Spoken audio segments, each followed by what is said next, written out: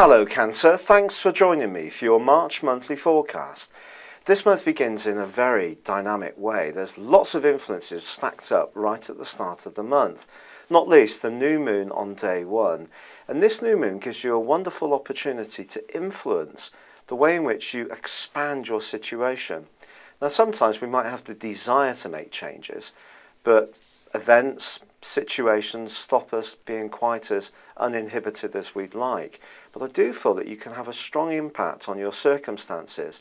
But ironically, Mars, the power planet, which is very much to do with the way that we go about things in an individual sense, does turn backwards on the first day into a retrograde, suggesting when it comes to your home life or emotional situation, you mustn't be too quick to make judgments in the following 2 months, because there may be times when things seem to crowd in on you a little bit and you want to break free of something in a perhaps slightly uncharacteristic way, and this might not necessarily be a good thing, especially as far as your love life is concerned, because Saturn begins a retrograde journey on the 2nd, and this lasts for 5.5 months, and this can squeeze a relationship which has got a few cracks in its armour.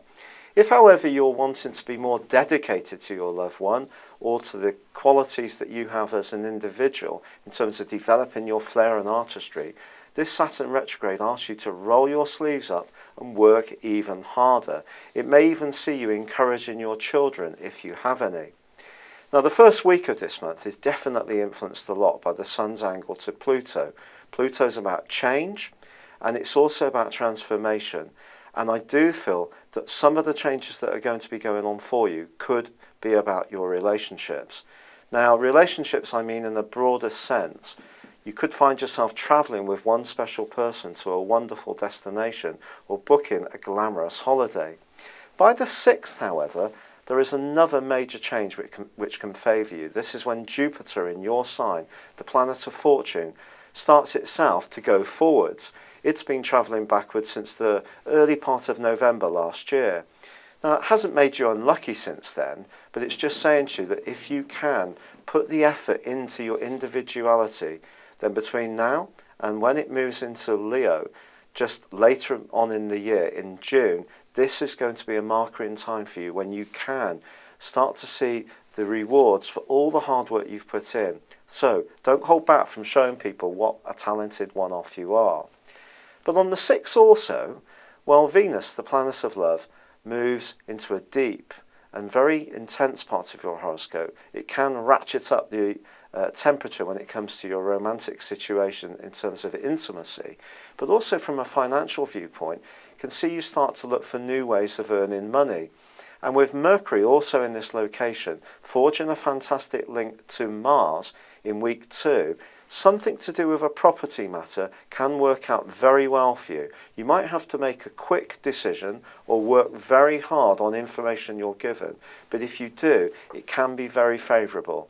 In week 3, you might look at your finances more around your work, and an opportunity to earn more might come from some kind of partnership or speculative venture, which may be completely different to anything you've done before.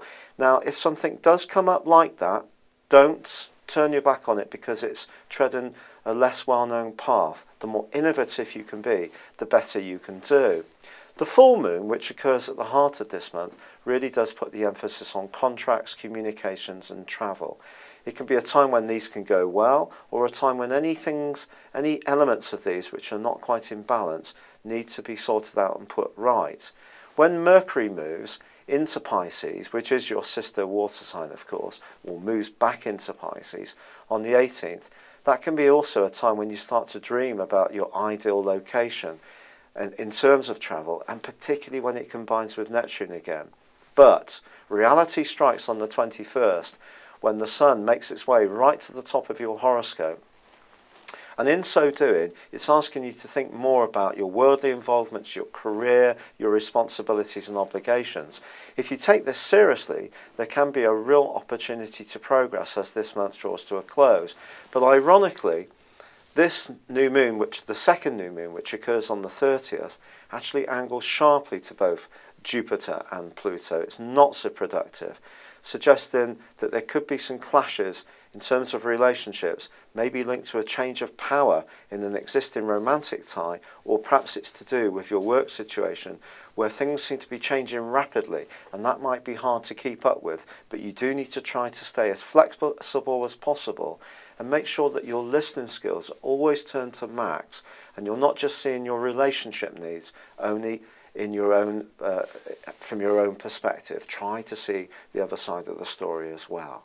But it's been a real pleasure being with you. Thank you for joining me. Good luck and goodbye for now.